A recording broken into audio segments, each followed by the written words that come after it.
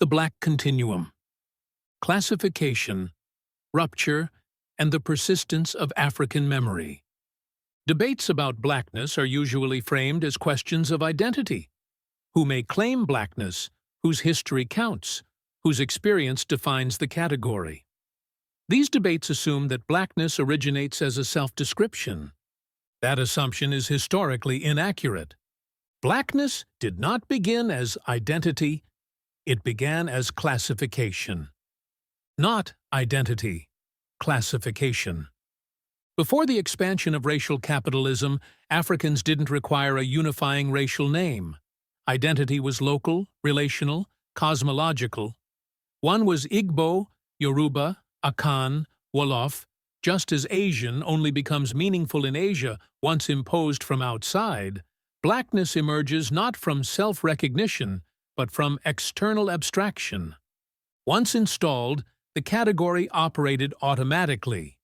Dark skin, African-derived features, or proximity to blackness became sufficient to trigger classification. This process didn't require consent, belief, or cultural participation. It required visibility. From that point forward, blackness functioned as a global reading system through which bodies were sorted, ranked, and targeted across continents. This reading persists regardless of self-identification. Africans in Europe or the Americas are read as black whether or not they adopt the term. Afro-Caribbean, Afro-Latino, Afro-Arab, and Afro-European populations are processed through the same chromatic logic, even as their languages, religions, and histories differ. Blackness, in this sense, is not culture. It's how the system reads. Understanding this dissolves false debates. It clarifies why blackness cannot be opted out of, renamed away, or dissolved through cultural distinction. And it explains why discussions that begin with identity alone consistently fail to account for the durability of racial hierarchy. Structural position across geography. Beyond phenotype, blackness occupies a specific structural position within global hierarchy. It functions as the anchor category of racial order, the reference point against which proximity to power is measured. Other groups may be racialized, but blackness is treated as non-redeemable within the system. It is the permanent outside. This position applied across geographies. Colonial Africa, the Caribbean, Brazil, Europe, and the Middle East operated under different legal regimes, but the same chromatic logic was applied. Blackness marked extractability, disposability, and exclusion regardless of local variation. The continuum doesn't imply sameness of experience. It describes shared exposure to a classificatory regime. Verdiheard, distinct histories, shared frame.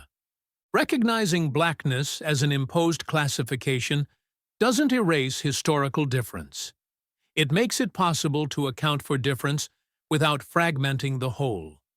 The specific history of chattel slavery in the United States produced a distinct political culture. Hereditary enslavement, legal codification, post-emancipation racial terror, and mass incarceration forged particular lineages of resistance, thought, and organization. That history is not universal, and it shouldn't be flattened. At the same time, difference in historical formation doesn't negate shared structural positioning. Distinct trajectories unfold within a common frame. Divergence doesn't dissolve the frame itself. This distinction matters. Without it, debates collapse into either forced equivalence or competitive separation.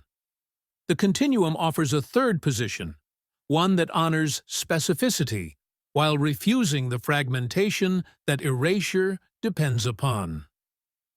Technologies of survival. What connects the Black Continuum is not sentiment, it's survivability. Across slavery, colonialism, displacement, and enforced rupture, African-derived societies carried forward technologies designed to preserve continuity under pressure. These weren't symbolic gestures. They were operational systems. Rhythm and sound functioned as memory technologies.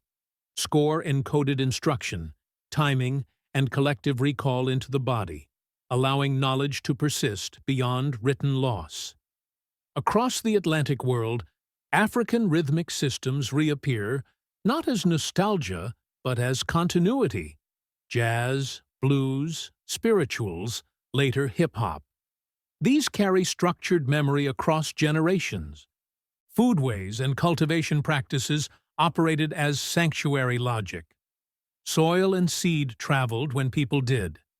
Techniques of planting, preservation, and communal nourishment sustained bodies and reproduced social order under hostile conditions. What survived wasn't merely cuisine, but ecological knowledge embedded in practice. Objects, structures, and crafted forms preserved memory where narrative couldn't.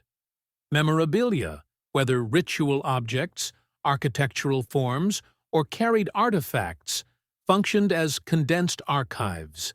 They held proof of civilization in material form, even when stripped of official recognition.